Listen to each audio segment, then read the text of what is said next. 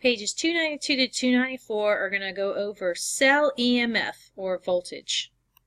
To calculate the cell EMF, or voltage, first it is abbreviated with an E0, which stands for the cell EMF or voltage when all concentrations are 1 molar, pressures are 1 atmosphere, and the temperature is 25 degrees Celsius. If you just have an E, then that would be at any pressure and any concentration. Electromotive force, EMF, is the voltage potential of the cell. Under standard conditions, pressure is 1 atmosphere, concentration 1 molar, and temperature is 25 degrees Celsius. The voltage of the cell is written as E0 cell.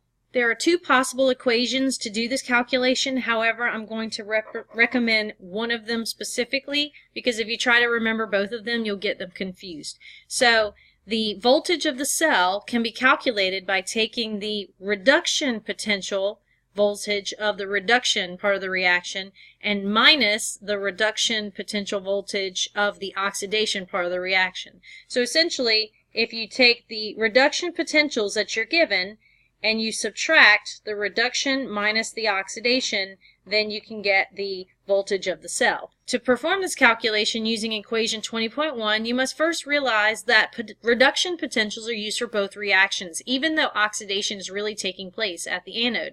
The negative sign in equation 20.1 changes the sign of E0 reduction because oxidation is actually occurring at the anode.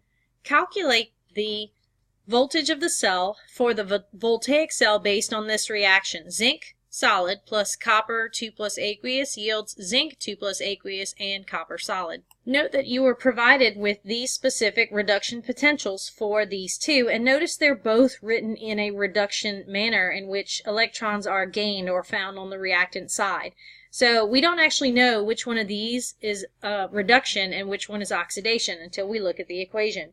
So remember that this is going to be a charge of 0, and 0 goes to plus 2 is an increase in oxidation number, so this is where oxidation occurs.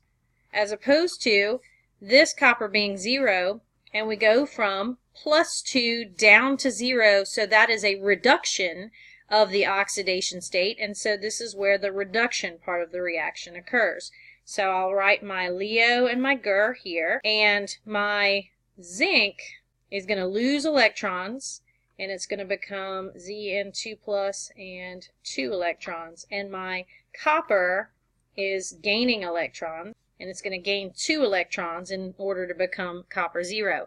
However, the fact is, this is the oxidation part of the reaction, and this is the reduction part of the reaction. So in order to calculate the voltage of the cell, we're going to take the reduction minus the oxidation in order to get our answer.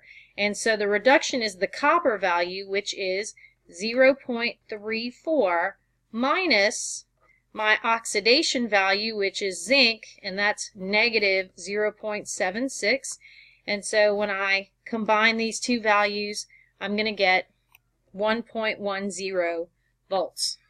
Here is an example of a table of reduction potentials. However, on your tests, in your AP test, you're likely just to get specifically 4 to 5 different reduction potentials that you would use to answer a question. Here is your note card for this section. So E0 is the voltage, and that is when your concentrations are 1 molar, pressure 1 atmosphere, temperature 25 degrees Celsius, so standard conditions.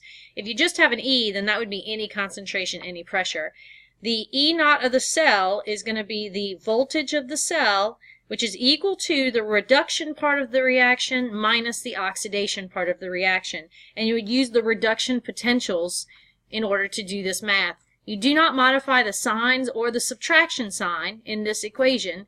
You just plug in the reduction potentials given to you in the chart of the part of the reaction that's reduction and the part that's oxidation.